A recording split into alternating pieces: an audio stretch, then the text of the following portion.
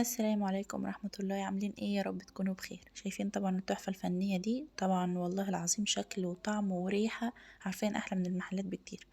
كشري مصراوي على اصوله بتركات كده بسيطة، واخد الوصفة دي من حد مصري اصيل قوي يعني.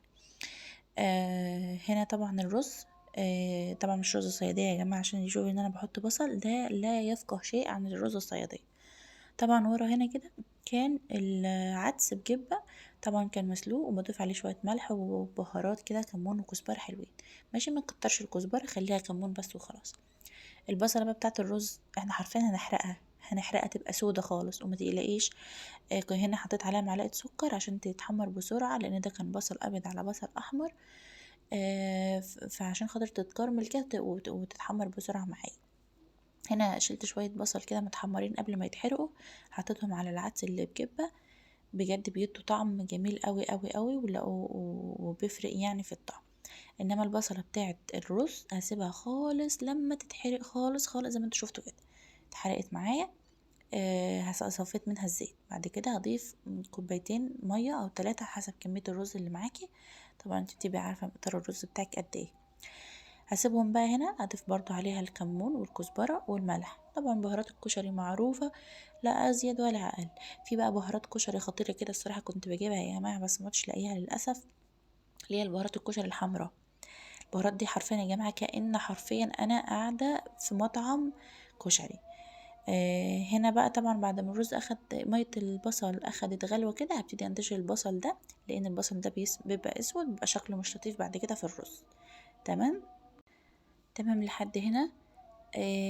ابتديت ان انا اشيل البصل كله، وهسيبها بقى ايه تغلي مع نفسها. طبعا الرز ده كان معايا مغسول ومتصفي الميه. انا طبعا بحب اصفي الميه ده دايما من الرز بعد ما اغسله، عشان يبقى مفرفر كده وحلو معايا. تمام. هنا كنت بظبط العقد بتاعه، كنت بتأكد منه بس. هنا بقى شوفوا بعد ما غلي، ولا في سمار بقى ولا اي حاجة، اللون البني الجميل اللي هيدي اصلا طعم ونكهة للكشري، هو اصلا اساس الكشري المصري حرفيا يعني. ممكن بقى تعملي رز بشعرية اللي انت عايزاه يعني، بس صدقيني جربي التركية دي هتفرق قوي قوي قوي في الطعم. نيجي بقى لأهم حاجة ألا وهي الصلصة. هنا كان معايا زيت سخنته كده، نزلت ببصلة مبشورة، نص بصلة كمان، ممكن ما نحتاجش بصل لأن صلصة الكشري عامة معروفة بتوم. وبعد كده نزلت مع توم وخل. طبعا مش بننزل بالصلصة الأول وبعد كده نحط الخل، لا، لأنها هتعمل معانا طعم لسعة كده في الصلصة، طعمها مش لطيف خالص. نزلنا بالخل الأول وبعد كده نزلنا بالصلصة. طبعا أهم حاجة هي معلقة السكر، ده مش ملح يا جماعة، ده سكر. الأخيرة دي ملح. تمام.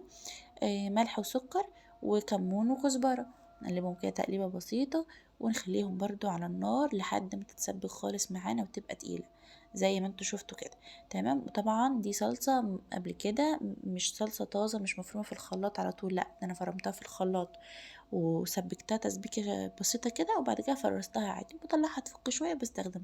طبعا بقى ولا بضيف عليها ملح ولا اي حاجة. دي الدقة بقى، الدقة ما بتاخدش دقيقة حرفيا يا جماعة. حطينا الزيت. التومة قبل ما التومة تتحمر لازم تبقى كأنها نية بالظبط. ننزل بمعلقة الكمون، وبعد الكمون نحط عليها المية على طول، وبعد ما المية نحط الخل. والخل بقى نحط معلقة صغيرة من الملح، ما تبقاش مالحة قوي، ونسيبها تغلي غلوتين. هنا بقى شطة الزيت، الشطة دي حرفيا مش هتستحملوها، والله العظيم هتستحملوها. بجد صعبة صعبة صعبة يعني، بطرف المعلقة كده مش هتستحملوه. زي ما انتوا شفتوا في طاسة على النار فيها زيت، حطيت توم، وبعد التوم نزلت بمعلقتين كبار من الشطة، وبعد كده هحط عليها معلقتين كمان من الصلصة اللي هي كانت بتاعة الكشري. وهضيف برضو عليها شوية من المية بتاعة الدقة بتاعة الكشري برضو. بيبقى طعمها جميل قوي بس حرفيا مش هتستحملوها. والله انا عملتها بس عشان جوزي بيحبها مش اكتر. بجد صعبة صعبة صعبة يعني. ممكن بقى في ناس كيفة الشطة دي، هي حرفيا يعني بتاعت المحلات ما يجيش فيها حاجة بجد يعني بقى. هنا دي بقى شكلها في الاخر كده. صحيح يا جماعة، بجد لازم تكون تستوي على نار هادية خالص. هنا بقى معايا البصل الابيض عامة بيكرمل في الزيت، حطيت عليه شوية كمون ونشا ودقيق مش كتير، يا دوب بس كمية كده يمصوا المية اللي فيه. وبعد كده حطيته في مصفى وسبته لحد بس ما يطفي شوية المية اللي فيه خالص، وننزل بيه في زيت سخن عشان خاطر يعني لو كان فيه مية كأنه بيغلي، فمش هيقرمش معاكم. دي بس التركية اللي في البصل، لازم ينشف خالص من المية اللي فيه. حلو. هنا بعد ما طلع انتوا شايفينه هنا كتل، ممكن بعدها تبقوا بايديكوا كده تكسروه عادي براحتكم. ده في الاخر. والله العظيم يا جماعه مقرمش قوي قوي قوي وطعمه جميل خالص. عامه لو عايزين المقرمش اكتر لازم تستعملوا البصل الابيض، انما البصل الاحمر مش هيديكم نفس القوام مهما عملتوا، فمتتعبوش نفسكم. هنا بقى كنت سلقت المكرونه. اول ما المكرونه تنزل من على النار على طول حرفيا على الميه، عشان انا عايزه اخليها ما تستويش اكتر، لان طبعا لو سبتها سخنه وما صفيتيش منها الميه كويس هترجعي حرفيا تلاقيها عجينه. فلازم كويس ان احنا بعد ما ننزلها من على النار نعرضها للميه على طول ونغسلها. طبعا انا كان معايا 3 انواع مكرونه، اللي انت حابه تستخدميه اي نوع. مبدئيا كل ما كانت المكرونه صغيره كل ما كانت احلى في الكشري. طبعا بحب المكرونه اللي هي الاسباجيتي الطويله دي في الكشري قوي صراحه، بتدي طعم جميل قوي. بس ودي كانت النتيجة النهائية. طبعا في ناس بتحب كشري الحلة الواحدة، بس انا لو ما عملتش 100 حلة كده مرتاحش حرفيا. والله العظيم يا جماعة المطبخ كان نضيف خالص، ولان انا متعودة عليه عشان بعمله كتير. الحلة اللي بخلص منها بركنها وبغسلها وبستعملها تاني، فما فيش اي كركبة خالص. هنا بقى وقت الغرف، غرفت كده المكرونة الأول وبعد كده الرز وبعد كده العدس. ممكن عادي انت زي ما انت حابة ممكن تحطي الرز تحت، يعني أنا بعمل طبق كده وطبق كده. جوزي مش بيحب الرز كتير، بيحب المكرونات أكتر. أنا العكس، أنا بحب الرز فيه قوي. الرز الصراحة زي ما أنا قلت لكم كده هيبقى مودي طعمه في حتة تانية.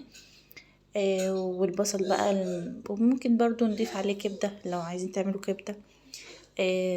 براحتكم يعني. هنا الطبق التاني كنت بحط الرز تحت وبفوق المكرونة وبس كده. ده كان فيديو النهاردة. وعلى فكرة يا جماعة والله الكشري غدوة حلوة قوي، وبتقعد معانا يوم حلو. يعني مثلا ممكن غدا وعشاء، ممكن فطار وعشاء، فطار وغدا كده يعني. بس دي النتيجة النهائية. لو عجبكم الفيديو متنسوش الاشتراك في القناة وعمل لايك على الفيديو ده، وشكرا.